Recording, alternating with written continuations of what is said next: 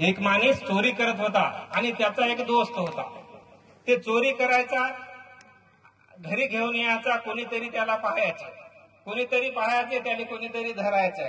धरल्यानंतर पाटील राहते ना आता मग गावातले, हे त्याला बसवायचे, त्याला दंड लावायचे. तर त्याचे जे पैसे असतात ना चोरी केलेले, त्या चोरीपेक्षा अजून घरातूनच जायचे. कवा बी छोटे छोटे चोऱ्या करायचा आणि पकडून जायचा. तर असाच करत करत त्याचा दोस्त त्याला काय म्हणला, काय रे म्हणला, तू छोट्या छोट्या चोरी करते, एक मोठी चोरी करणं म्हणला.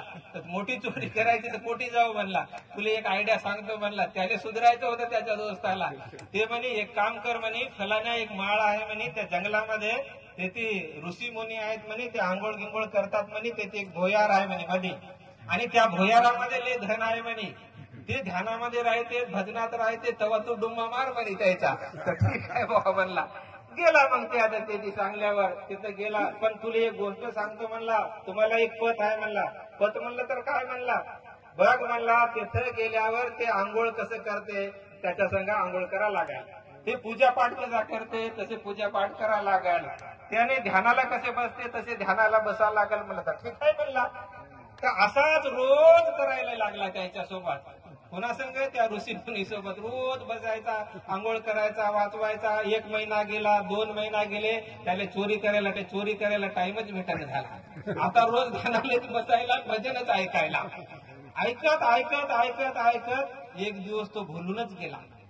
मग त्याला याद आले, मी चालो आलो, मी चोरी करायला आलो म्हणून त्याला याद आला. नको बाबा म्हणले, हे लोकाले घर नाही, दार नाही, काही नाही, हे लोक म्हणले म्हणजे किती आनंदामध्ये आहे म्हणले, मस्त दिवसभर भजन करते, ध्यान करते. मले तर बायको हाय, शेती हाय, सर्व खेती बाडी आहे, सर्व लेकरं बाळ आहे, मला काय करायची चोरी. त्याच्या मनामध्ये आले, या लोक नुसते काहीच नाही यायच्यापाशी, हे जगत आहे मस्त आनंदानं, तर मीच काली चोरी करा म्हणून त्याच्या मनामध्ये बदल आला. आणि सांगून दिलं त्याच्या महाराजाला. महाराज म्हणला, मी यायला आलो होतो म्हणला चोरी करायला, मी इथं कशाला आलो होतो, चोरी करायला. तुमच्या सोबत आलो म्हणला, भजन ऐकायचा, ध्यानाला बसायचा, बस ऐकत ऐकत चोरी करायचा म्हणूनच गेलो म्हणला.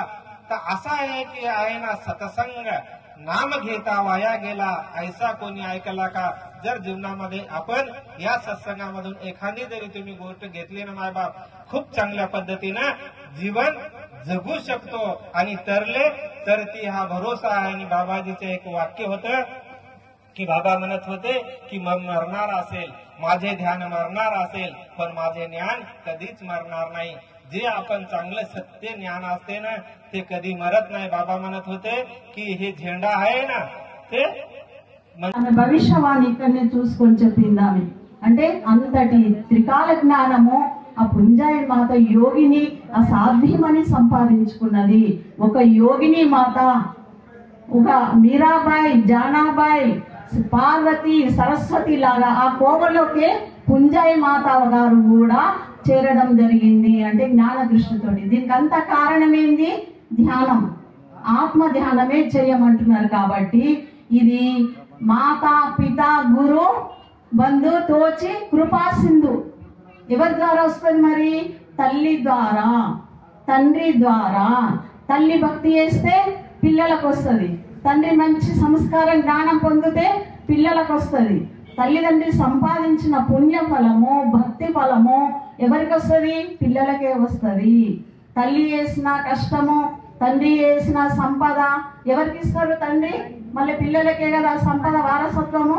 అలాగే భక్తి, జ్ఞానము, సత్సంగము, ఈ ధ్యానం అంత ఫలము కూడా మనకు, మన పిల్లలకే ఆ వారసత్వంగా వాళ్ళకు ప్రతిఫలాలు అందుతూనే ఉంటాయి. అందుకనే బాబా గారు అంటారు, మీ తరం కాదు, మీ ఒక్క తరం తరిస్తే ఇంకా 3 తరాల వరకు కూడా మీ పిల్లల్ని నడిపించండి. మన ఈ తరం నడుస్తే. అందుకని ప్రతి ఒక్కళ్ళు కూడా ధ్యానం చేయమంటున్నాడు బాబా గారు. ఇప్పటి వరకు కుండలిని శక్తి జాగృతి, అంతర్జాగృతి కావాలి మన లోపల. అంతర్శుద్ధి, బాహ్య శుద్ధి కాదు. బాహ్య శుద్ధి ఎలాగో ఈ చేతులతోటి చేస్తాము, నీళ్లతోటి కడుగుతాము, సబ్బు పెడతాము, బట్టలు తెల్లగా అవుతాయి, మన శరీరం తెల్లగా అవుతుంది, పౌడర్ వేసుకుంటాము, బొట్టు పెట్టుకుంటాము, ఇది బాహ్య శుద్ధి. బాహ్య ఆడంబర కాది అంతర్శుద్ధి ఎలా జరగాలి, దేని ద్వారా ఈ మలినాలను పోగొట్టుకుందాము, కపటము, ద్వేషము, రాగము, కోపము, ద్వేషాలు ఇవన్నీ మరి దేనితోటి కడుగుదాం దాన్ని? सर्व सुखाचा दाता आहे तो, जय जय जय फुलरा दयाळा, जय जय जय कुंजाईच्या नंदना फुलाई, कुंजाईच्या नंदना सांग सकाळी ओवाळी नमी, आरती पंचे प्राण, दास तुझा मी तव चरणासी, गाईन तुझे गुणगान फुलाई, गाईन तुझे गुणगान, आरती तुझी करीतो मी तनमनार पुनिया, आरती तुझी करीतो मी तनमनार पुनिया, सर्व सुखाचा दाता आहे तू, जय जय जय. हे धर्म गुरुची पूजा म्हणजे काय? त्याला जसं वागल, जसे त्याचं रहीन सहीन असेल तसं त्याला प्रेमानं त्याच्यासारखं वागा. याला पूजा हात दाबायचे, पाय लावायचे, पाय धुवून पियाचे नाही, हे लक्षात ठेवा. ते नाही, फक्त आपला अंतःकरण शुद्ध करून गुरुला त्याचे काय वचन आहे, त्याचे काय संताचे प्रमाण आहे ते तुम्ही त्याला हृदयामध्ये ठेवा ना. अखंड त्याची पूजा करत राहा. हे पूजा आहे. माझी पूजा नाही, फोटोची पूजा करसाल काही जर बोलत बसाल तर बाबा तिथं राहणार नाही, लक्षात ठेवा. जोपर्यंत मी आज माझ्यामध्ये ईश्वर आहे, माझ्यामध्ये मी ईश्वरात हो. शेवट बोलतो तुम्हाला, तुम्ही माझ्यामध्ये हा पाप नाही पुण्य नाही. तिथं जे काय आहे इकडे की पूजा करा, मान द्या, पुण्याची करा, नाही म्हणून नाही. माझे बी पुण्याची ते भंडाऱ्या होणं, माझ्या फोटोची पूजा चालली, पण तिथंच बसू नका. ज्ञान भेटते का त्यातून? कोणाला भेटलं का?